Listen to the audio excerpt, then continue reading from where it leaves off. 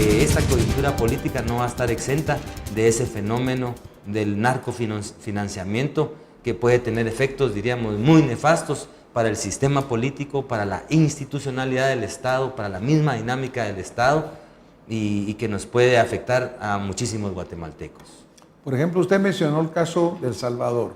En El Salvador vimos una elección sumamente cerrada entre dos partidos políticos que tienen una trayectoria de muchos años atrás. Así es, doctor. El FMLN, Arena, ambos traen mucho del pasado, pues mucha carga de la historia allá.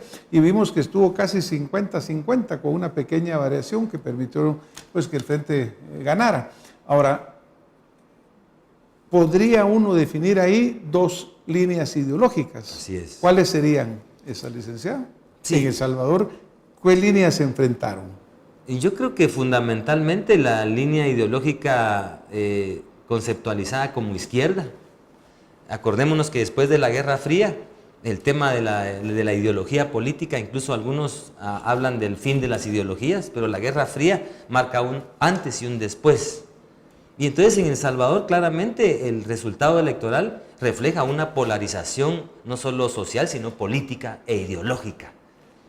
Y por otro lado, una derecha que diríamos ejerce el poder por 20 años, me refiero al Partido Arena, y que fundamentalmente eso también trae lecciones aprendidas para nosotros, porque nosotros acá, yo me atrevo a decir que en esta coyuntura electoral no va a prevalecer lo ideológico, sino más bien los intereses de clase o de élite en función del acceso al poder. Y fundamentalmente el caso salvadoreño, yo creo que nos arroja algunos datos y alguna información estratégica que tenemos que tomar en cuenta, porque tiene la gran tarea el presidente Salvador Sánchez Serén, diríamos, de convocar a un diálogo nacional que no va a ser fácil. Tiene, diríamos, una declarada oposición que incluso hace un llamamiento a las fuerzas castrenses a salir a la calle. Y yo creo que todo eso va a complejizar la dinámica salvadoreña.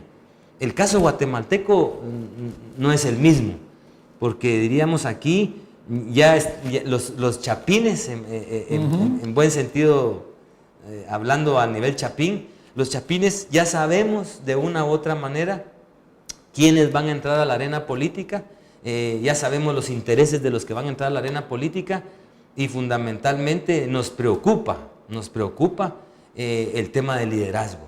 El tema del liderazgo porque ya las elecciones en Costa Rica también lo demostraron. Claro. Es importante, vital y necesario un nuevo liderazgo. Pero el nuevo liderazgo no se remite a que el rostro de los líderes sea jóvenes, por favor, sino que el nuevo liderazgo en Costa Rica denota un nuevo liderazgo con un perfil académico, científico. En El Salvador, un tipo de más de 60 años, pero con diríamos, un vínculo a nivel de izquierda definido.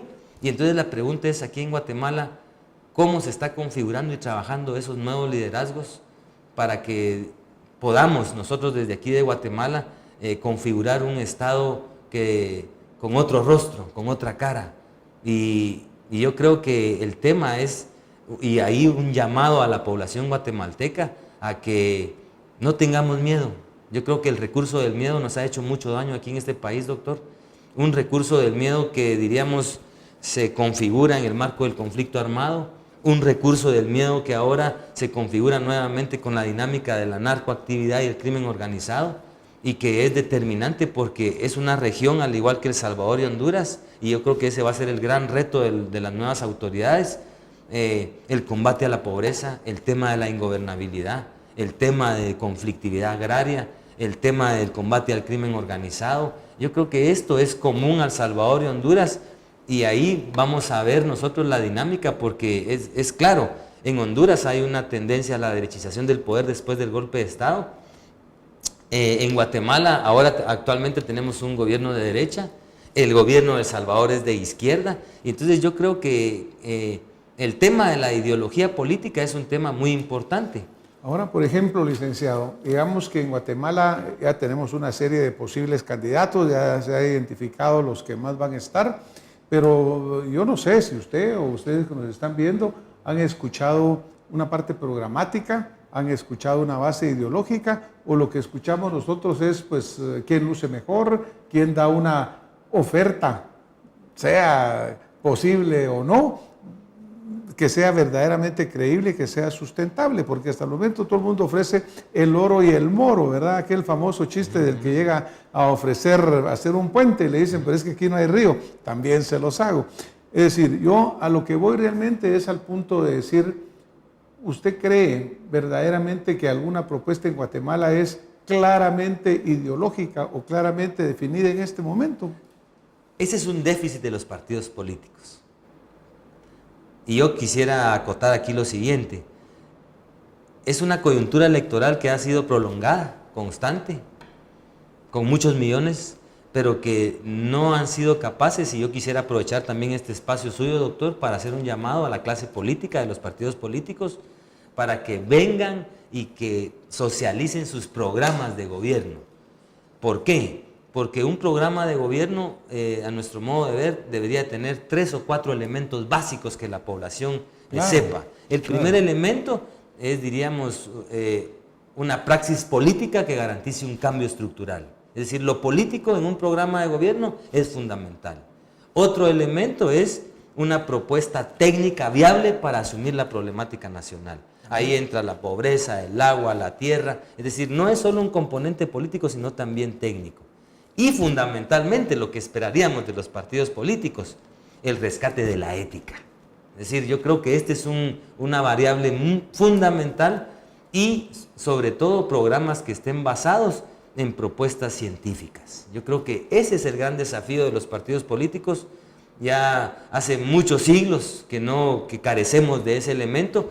Va a entrar al tema de la campaña final, van a entrar el tema de los debates presidenciales, pero aprovechando este espacio, creemos que también a través de estos programas, de estos espacios que se abren en los medios de difusión masiva, es importante invitar a nuestros políticos, a la clase política, a los que quieren accesar al poder a través de los partidos políticos, para que socialicen sus programas, porque creemos de que no solo carecen de ideología, sino carecen de elementos políticos, técnicos, éticos y científicos para dar soluciones a la conflictividad. Y esa es nuestro esfuerzo acá en este programa, licenciado, porque nosotros los ciudadanos pues obviamente tenemos que llegar a votar, de repente prevalece el miedo, como usted dice, el miedo por esto, lo otro, y entonces eso hay que evitarlo. Pero también el ciudadano debe tener la formación suficiente para saber qué es lo que quiere que se le diga y no contentarse con lo que se le ofrece, sino que se le diga.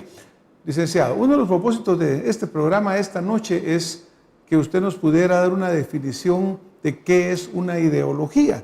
¿Cómo puede el votante guatemalteco, chapín, como usted bien lo dice, irse por esta o por otra propuesta? En El Salvador veíamos dos posiciones muy claras, digamos. En Costa Rica también se dio ese mismo fenómeno. Pero en Guatemala, ¿cómo se define una ideología? ¿Cuáles son, pues, la definición textual, la definición de qué principios, qué valores cada una de estas tiene? Yo creo que esta es una pregunta fundamental en torno a una coyuntura electoral que se nos aproxima.